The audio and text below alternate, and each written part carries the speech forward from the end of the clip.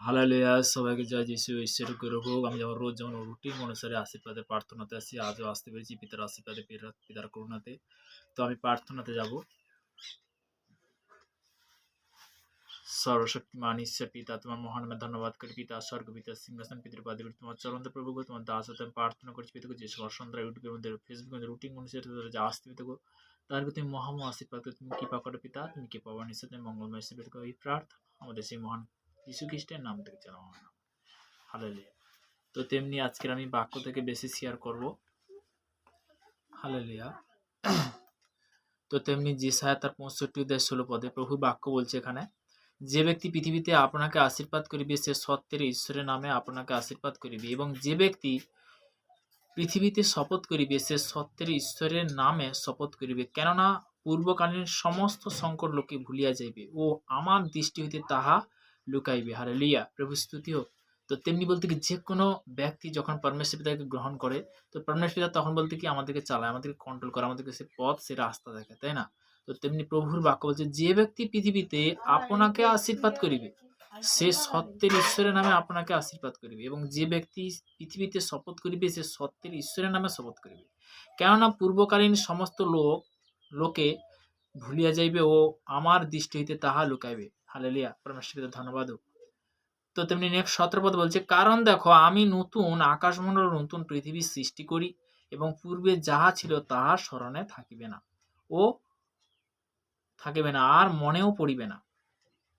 কিন্তু 18 পদ বলছে, কিন্তু আমি যাহা সৃষ্টি করি তোমরা তাহাতে চিরকাল আমোদ ও উল্লাস করো, কারণ দেখো আমি জেরুজালেমকে উল্লাসভূমি ও তাহার প্রজাদেরকে আনন্দভূমি করিয়া সৃষ্টি করি। হালেলুয়া। তো সেই পিতার বাক্য দ্বারা আমরা জানতে পারছি, তাই না?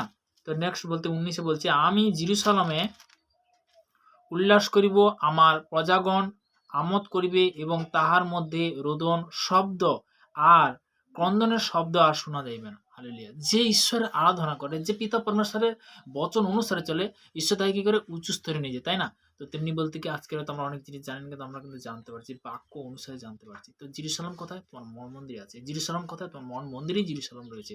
আমরা যখন প্রভুর কাছে আসি, আমরা যখন ঈশ্বরের কাছে আসি, ঈশ্বর আমাদের কি করে? মহামহ আশীর্বাদ করে, কৃপা করে, যখন তার কাছে সকাল দুপুর রাত্রি 3 টাইম প্রভুর কাছে আমরা যখন সমর্পণ করি। হালেলুয়া। তো তেমনি বলতে কি, যে খুব সুন্দর লাগছে, খুব ভালো লাগছে যে আজকের দিনটা দেখার জন্য প্রভুকে অসংখ্য ধন্যবাদ করি, যে সুযোগ করে দিয়েছে, প্রভুকে অসংখ্য অসংখ্য ধন্যবাদ।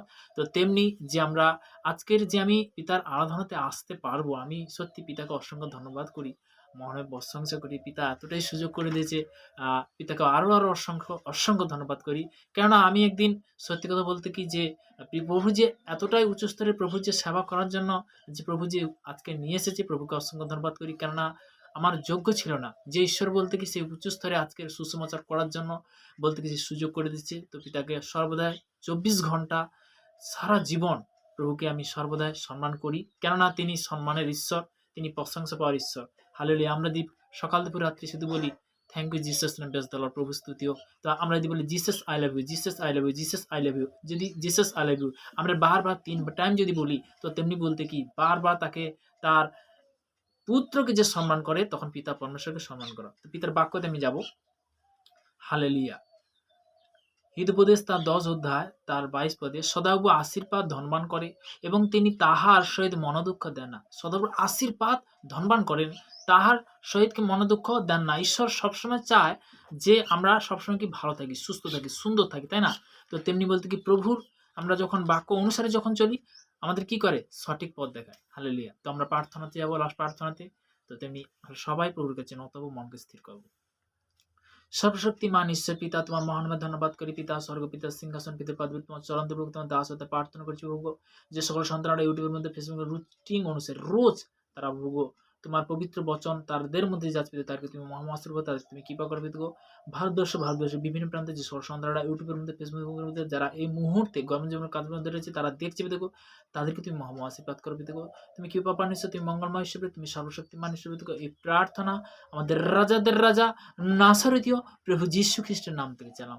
Amen amen. সবাইকে জয় যীশু, ঈশ্বরের গৌরব।